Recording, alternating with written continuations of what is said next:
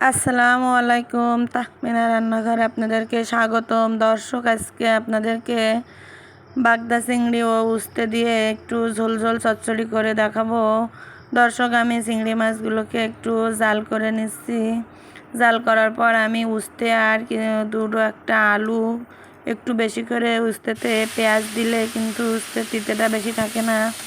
দর্শক দেখুন, আমি চুলায় অলরেডি প্যানটা বসিয়ে দিয়ে দিয়েছি পেঁয়াজ রসুন বাটা। পেঁয়াজ রসুনটা নেড়ে ছেড়ে নিচ্ছি। এই পর্যায়ে দিয়ে দিচ্ছি আলু আর উস্তে কেটে রাখা। আলু আর উস্তেগুলো দিয়ে দিলাম পেঁয়াজ রসুন বাটার ভিতরে। দর্শক, একে একে আমি দিয়ে দিচ্ছি কেটে রাখা কাঁচামরিচ ও পেঁয়াজ। আমি একটু উস্তেতে পেঁয়াজটা কিন্তু একটু বেশি দেবো, তাহলে উস্তে কোনো তিতে ভাবটা থাকবে না। উস্তে খাওয়া শরীরের পক্ষে অনেক উপকার। দিয়ে দেবো পরিমাণ মতো লবণ, দিয়ে দিচ্ছি পরিমাণ মতো হলুদ, দিয়ে দেবো পরিমাণ মতো জিরে মশলার গুঁড়ো। এখন উস্তেটাকে সুন্দরভাবে আমি নেড়ে চেড়ে নিচ্ছি।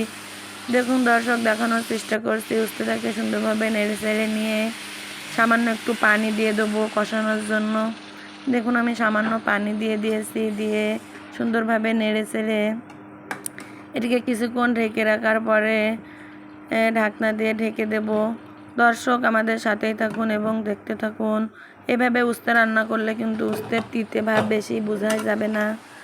দর্শক দেখুন, আমি উস্তেটাকে সুন্দরভাবে কষিয়ে নিচ্ছি।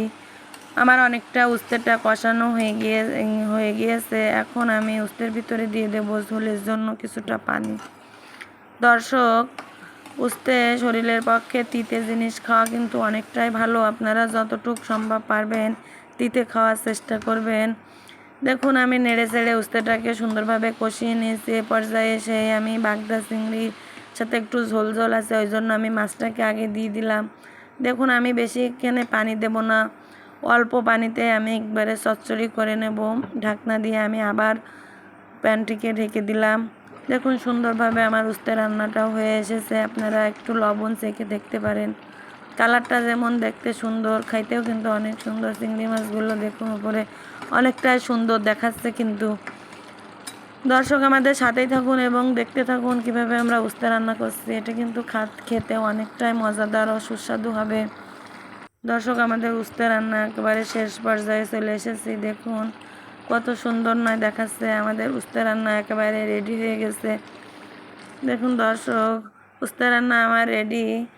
কি সুন্দর দেখাচ্ছে। আপনারা বাসায় এটিকে ট্রাই করুন। খেতে কত মজাদার এবং সুস্বাদু আমাকে কমেন্ট বক্সে এটি জানান।